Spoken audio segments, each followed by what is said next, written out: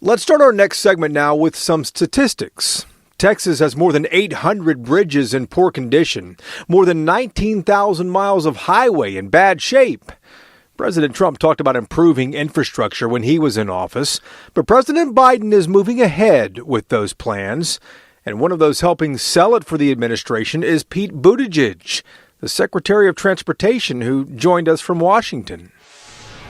Mr. Secretary, welcome back to our program. Let's start with the infrastructure bill that we are watching. I want to talk timing about this. I've seen several articles saying that the president wants major action done on this by Memorial Day. Is that realistic, though? We're a little more than, 6 weeks away from that?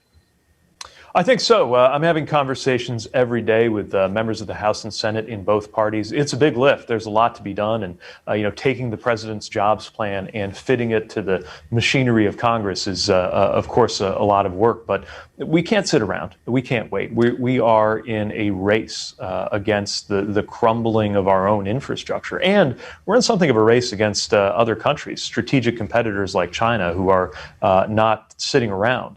They're investing in their infrastructure. We got to do the same. We got to create the jobs. We got to get ahead of the changes. We got to deliver the technology. So I think Congress is capable of real progress by those timelines that the president talked about, and we'll be working every day to try to make it happen.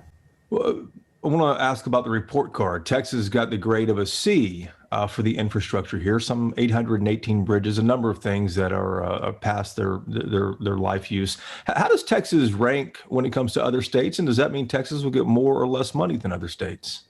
Well, it depends on the individual area, but certainly we see a lot of need in Texas, whether we're talking about roads and bridges, whether we're talking about ports and airports. Of course, as the whole country saw, there are a lot of issues with the grid, as there are in many parts of the country. It needs to be more resilient and capable of the demands that are coming. So when you have a vision that has $620 billion for transportation infrastructure alone, you can bet that a lot of that is headed toward Texas and Texan communities. Part of the plan to invest, the president's plan to invest in resilient infrastructure caught our attention that can withstand extreme weather. As you probably know, Mr. Secretary, we are about 6 weeks away from hurricane season here.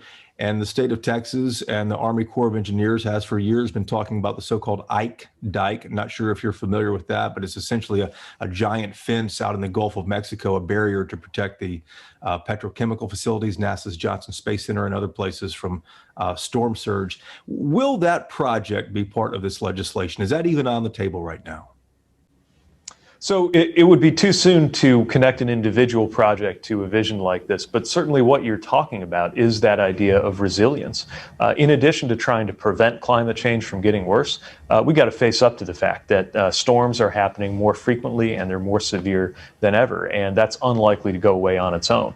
I want to ask about the politics quickly here, too. Republicans have made it well known that they think this plan is way too expansive. It includes a lot more than roads, airports, bridges, et cetera. What, though, is the administration prepared to leave on the table in order to get something passed?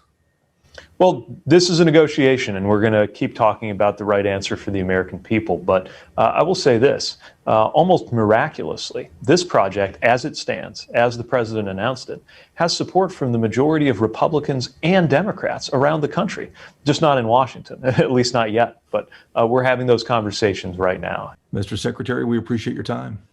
Thank you.